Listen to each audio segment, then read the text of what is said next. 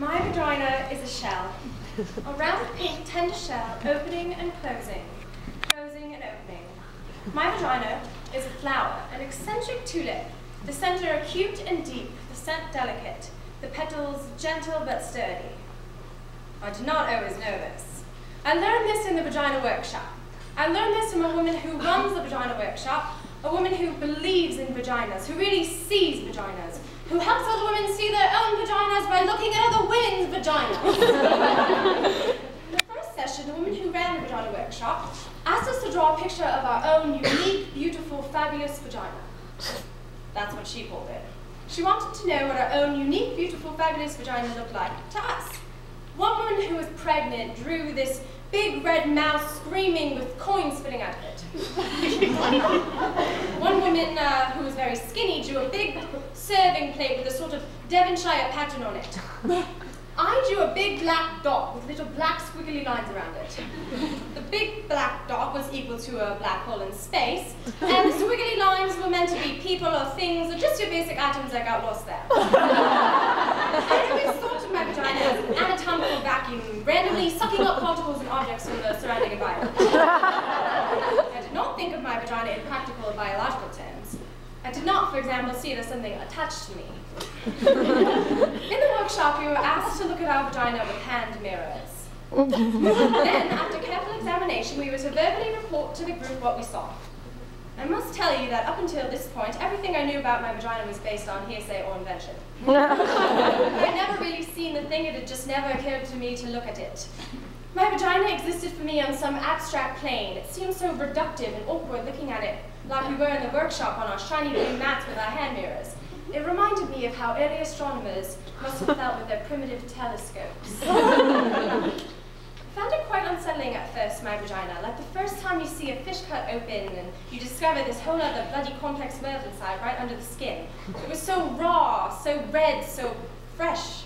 But the thing that surprised me most was all the layers. Layers inside layers, opening into more layers. My vagina amazed me. I couldn't speak when it came to my turn to speak in the workshop. I was literally speechless. I had awakened to what the woman in the workshop called vaginal wonder. I just wanted to lay there on the mat with my legs spread, looking at my vagina forever. It was better than the Grand Canyon, ancient and full of grace. It had the innocence and freshness of a proper English garden. And it was funny, it was very funny. Hide and seek, open and close. Then, the woman who ran the workshop asked how many women in the workshop had orgasms. Two women very tentatively raised their hand. I didn't raise my hand, but I had orgasms. I didn't raise my hand because they were accidental orgasms. They happened to me. They happened in my dreams, and I would awake in splendor. They happened a lot in water, mostly in the bath. Once in Cape Cod. They happened on horses, bicycles, sometimes on the treadmill at the gym. I did not raise my hand because although I had orgasms, I did not know how to make one happen. I thought it was a mystical, magical thing, and I certainly didn't want to interfere. It felt wrong getting involved, contrived, manipulative. It felt very Hollywood. And the surprise would be gone, and the mystery.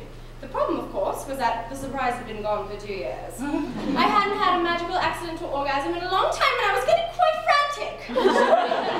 And that's why I was in the Vagina Workshop. And then the moment had arrived that I had both dreaded and longed for. The woman who ran the workshop asked us to take out our hand mirrors again and to see if we could locate our clitoris. We were there, a group of us women, on our backs, on a mat, searching for our spots, our locus, our reason, and I don't know why, but I started crying. Maybe it was sheer embarrassment.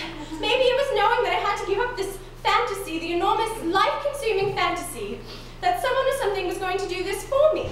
The fantasy that someone was coming to lead my life, to choose direction, to give me orgasm.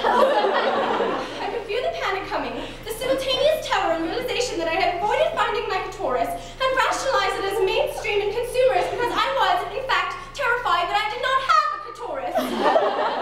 Terrified that I was one of those constitutionally incapable, one of those frigid, dead, shut down, dry, apricot-tasting, bitter, oh my God!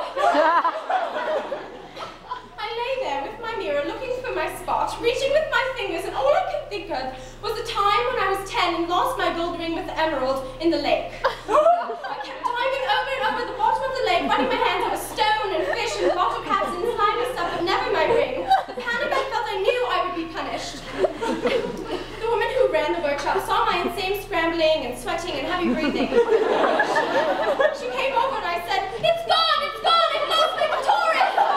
I should not have worn it swimming!"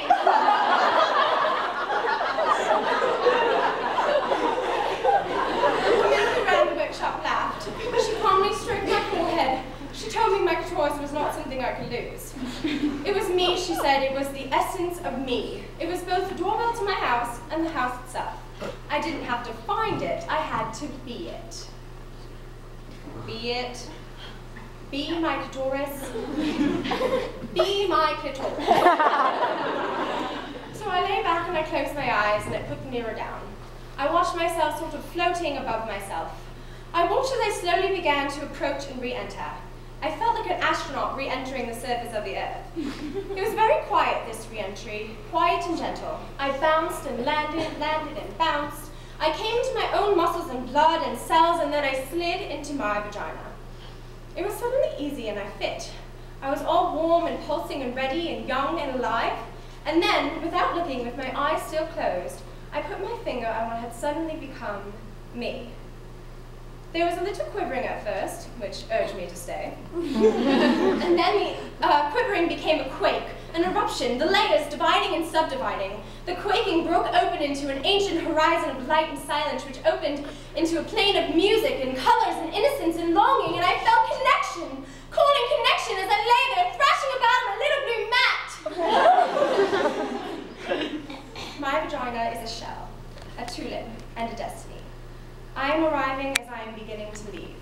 My vagina, me.